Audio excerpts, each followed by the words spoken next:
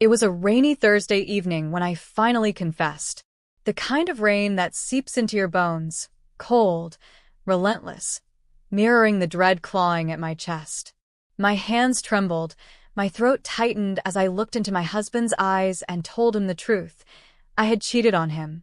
I braced for an explosion, shouting, tears, accusations, something to match the weight of what I had just unleashed. But instead, I was met with something far worse. He didn't yell. He didn't ask questions. He didn't even flinch.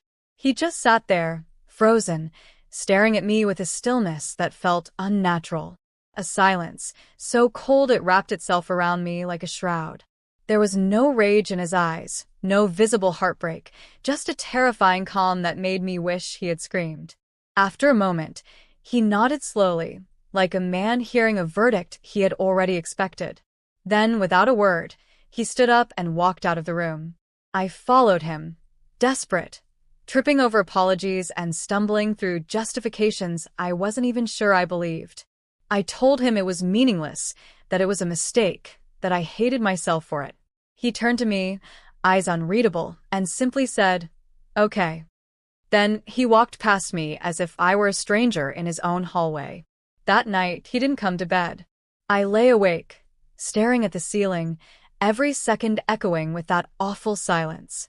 I told myself he just needed time, that maybe this quiet was some strange form of forgiveness, that maybe he still loved me enough to try. I was painfully wrong. The next morning, he was up before me, dressed and calm, brewing coffee like nothing had happened. He asked if I needed anything from the store and smiled, a smile too neat, too polite. "Never better," he said. When I asked if he was okay, that smile chilled me more than his silence had. It wasn't forgiveness. It was distance. The days passed like a quiet storm. Nothing loud, nothing explosive, but everything shifted. He stopped speaking to me unless it was absolutely necessary. There were no more casual touches, no accidental brushes of hands, no shared laughter, no glances. It was as if I had vanished, a ghost trapped in the home we had built together. Then came the nights. He started coming home late, or not at all. Sometimes I'd wake to the sound of the front door opening just before dawn. He would shower in silence and sleep in the guest room.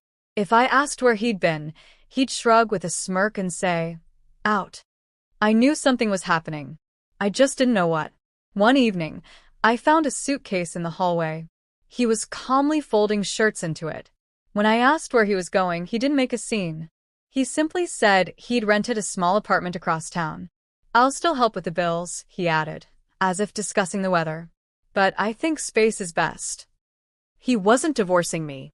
He was sentencing me. Punishing me not with fury, but with exile. Outwardly, nothing seemed different. He still posted old pictures of us on social media, still smiled at family gatherings, still played the role of the devoted husband, like an actor in a play he no longer believed in. But behind the closed doors of our house, he had erased me entirely, and I was left breathing inside the ruins. I tried to fix it. Therapy, handwritten letters, endless messages pouring my heart out. I begged. I pleaded. I broke down in front of him more times than I could count. He never yelled, never insulted me. He would just read my words with an unreadable expression and walk away, as if they came from a stranger. His silence was louder than any scream could have been. It was the sound of someone who had already made a choice, not to fight, but to walk away without slamming the door. And then one day, I discovered where he had been spending those nights and weekends. He hadn't run to another woman. He had turned towards something good. He had been volunteering, feeding the homeless, building shelters, spending weekends at orphanages, donating his time and energy to causes I once admired. He had taken the wreckage I left behind and built something better with it, not for me, not with me, but for himself. He didn't punish me with cruelty. He didn't tarnish my name or drag me through the mud.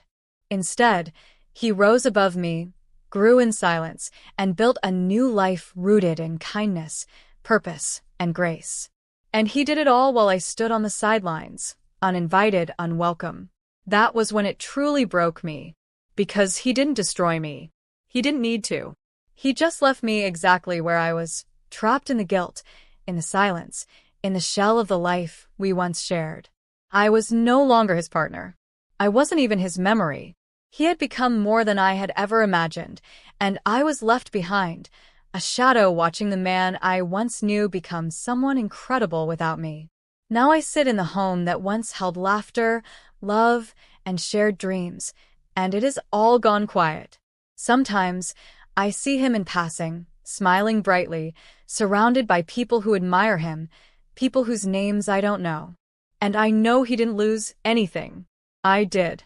I lost the man I once thought I would grow old with, not because he fought to leave, but because he evolved past needing me. And that quiet ending, that absence of hate, that peace he found without me, hurts more than anything I could have imagined.